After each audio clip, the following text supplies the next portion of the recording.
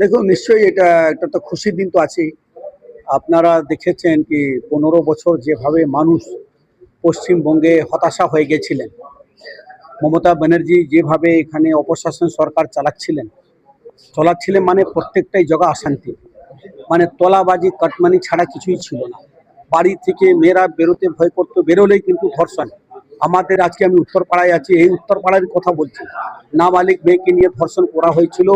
সেই ছেলেটা যে ধর্ষণ করেছিল সে কিন্তু কল্যাণবাবু ছাড়াও সে অনেকবার সাউন্ড করেছিল, সেটা আপনারা দেখেছিলেন। আর একটা বাড়ি থেকে তুলে নিয়ে গিয়ে ধর্ষণ করা হয়েছিল। এই উত্তরপাড়ার মতন সচেতন জায়গায়, সচেতন বিধানসভায় যদি এরকম দুষ্কৃতী বাস করে, তারা কারা ছিল? তারা সবকটা তৃণমূলের নেতা ছিল। আজকে আপনারা দেখেছিলেন আজকারে সেখানে দিদি কোনো দিন প্রতিবাদ করে যেন পথে নামেননি। একটা মেয়েকে, একটা ডাক্তারকে এখানে ধর্ষণ করে খুন করা হলো, তার জন্যে কিন্তু একবারও মমতা ব্যানার্জি কিন্তু বিরোধ করেননি, প্রতিবাদ করেননি, আর উনি ধর্ণা দেননি। কিন্তু এসআইআর এর জন্য উনি ধর্ণা দিয়েছিলেন। আমি জনগণ এইটা কিন্তু প্রশ্ন করেছেন কি দিদিকে তখন তো দেখা যায়নি যখন আরজিকারে কাণ্ড হয়েছিল, একটা মেয়েকে ধর্ষণ করে খুন করা হয়েছিল, যখন দুর্গাপুর এই কাণ্ড একটা মেয়ের সঙ্গে এরকম করা হয়েছিল, ধর্ষণ করে খুন করার প্রচেষ্টা করা হয়েছিল, ল কলেজে করা হয়েছিল ধর্ষণ, তখন ওনাকে দেখা যায়নি। উনি কথাই ছিলেন। সেটাই জনগণ দেখেছেন কি না, এই সরকার আর রাখা যাবে না। মায়েদের সম্মান নেই, কোনো জায়গায় কোনো শিক্ষা নেই, চাকরি নেই, স্বাস্থ্য নেই, মায়েদের সম্মান নেই, তারপরে নিরাপত্তা নেই মেয়েদের। 8টার পর কেউ বাড়ি থেকে বেরোবেন না। এটা কার ভাষা? এটা কে বলেছিল? ল অ্যান্ড অর্ডার তো মমতা ব্যানার্জির হাতেই ছিল, উনি তো সিএম ছিলেন। ওনার তো এটা ভাবা উচিত ছিল কি আমি সকালকে যে বলছি কি কেউ বেরোবেন না 8টার পর, উনি পশ্চিমবঙ্গের মা বোনকে গৃহবন্দী করে দিয়েছিলেন, তার থেকে মুক্তি চাইছিলেন।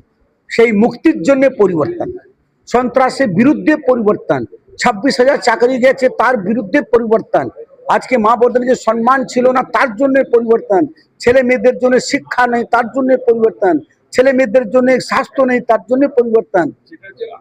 আপনি হচ্ছে সাংসদ এলাকায় একটা পদের বাদবাকি সিটি চলে গেছে, কারণ কি?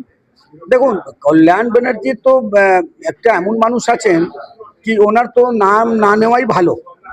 ওনার নাম নিলে না পুরো সত্যি আমি বলছি দিনটাই খারাপ যাবে। ওরকম লোকের নাম না নেওয়াই ভালো।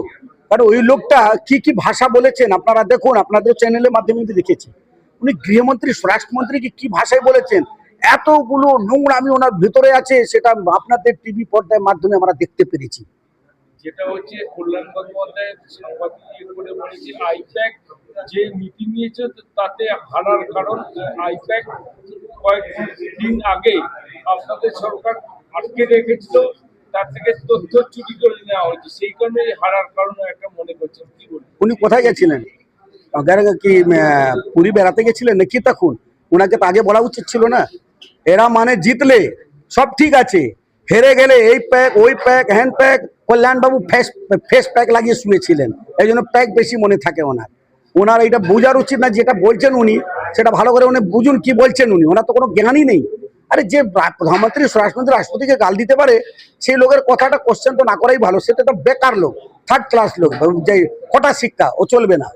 কালকে প্রাক্তন মুখ্যমন্ত্রী বলেছিল বিরোধীদের একসাথে চলা, তাদের সিপিএম উত্তর দিয়েছে, সে নিয়ে কল্যাণ বন্দ্যোপাধ্যায় তার থাকুক না থাকুক সে জানিয়েছিল যে মুখ্যমন্ত্রীর সাথে থাকার, সিপিএম যা বলছে সেটা সঠিক নয়। দেখুন, প্রাক্তন মুখ্যমন্ত্রী আর একটা জিনিস বলেছেন, সেটা হয়তো আপনি শুনেননি কি বা আপনি মনে নি। উনি বলছেন কি মাওবাদী আর সিপিএমকে আহ্বান করেছেন। হায় রে, এইটাই বাঁচলো, এবার মাওবাদীকে নিয়ে ওর জেহাদিকে নিয়ে উনি সংগঠন করবেন।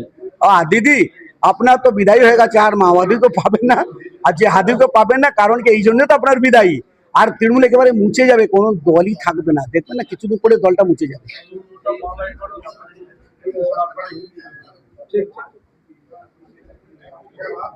विरोधी दल नेता के रूप में शुभेंदु चट्टोपाध्याय को नोमिनेट किया गया ममता बनर्जी, क्या विधानसभा ठीक से चल पाएगा या फिर से वही हंगामे का आसार है? देखिए, 207 सीट लेकर के भारतीय जनता पार्टी सरकार बनाई है, क्या हंगामा करेंगे? जो चोरी किया हो उसको चोरी करते समय लज्जा नहीं लगा तृणमूल को? चोर बोलने के बाद उसके शरीर में लगता था, क्या हंगामा करेंगे? जनता जनार्दन भारतीय जनता पार्टी के साथ में है। बहुत सुंदर से सुचारू ढंग से चलेगा विधानसभा। इनके हंगामा से कोई फर्क पड़ने वाला नहीं है, कारण जनता भारतीय जनता पार्टी को लाई है। अब भारतीय जनता पार्टी शुभेंदु अधिकारी के नेतृत्व में बहुत बढ़िया से बंगाल में खुशहाली आएगी, घर घर में रोजगार होगा, बच्चों के मुंह पे हंसी होगा, स्कूल कॉलेज जो बंद पड़े हैं वो चालू होंगे, उनका महिलाओं का सुरक्षा होगा चारों तरफ से। और भी हमारे यहाँ बंगाल में जितने भी प्रकल्प रोके गए थे, जैसे आयुष्मान भारत है वो भी चालू होगा। 5 लाख रुपया करके जो लोगों को चिकित्सा बीमा का ये कितना बढ़िया प्रकल्प है उसको रोक के रखी थी, उनको तो शर्म आना चाहिए। ममता बनर्जी को तो एक चुल्लू भर पानी में डूब के मर जाना चाहिए।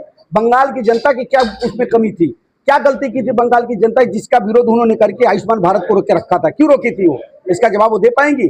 बंगाल के 10 करोड़ जनता को उन्होंने वंचित रखा। 5 लाख रुपया करके पर पर्सन, माने एक घर में अगर 4 लोग हैं तो 20 लाख रुपया का चिकित्सा बीमा था, जो कि सारे भारत में कहीं भी जाकर वो इलाज करा सकते हैं। लेकिन 700 साथी कार्ड के चक्कर में उन्होंने यहाँ के बंगाल की जनता को वंचित रखा। ये परिवर्तन जो है ना, ये लड़ाई थी बंगाल के जनता की, बंगाल के अस्तित्व की लड़ाई थी और बच्चों के फ्यूचर की लड़ाई थी। इसीलिए इतनी बड़ी परिवर्तन है। इस परिवर्तन के तूफान में तृणमूल का एकदम सफाया हो गया, एकदम उसका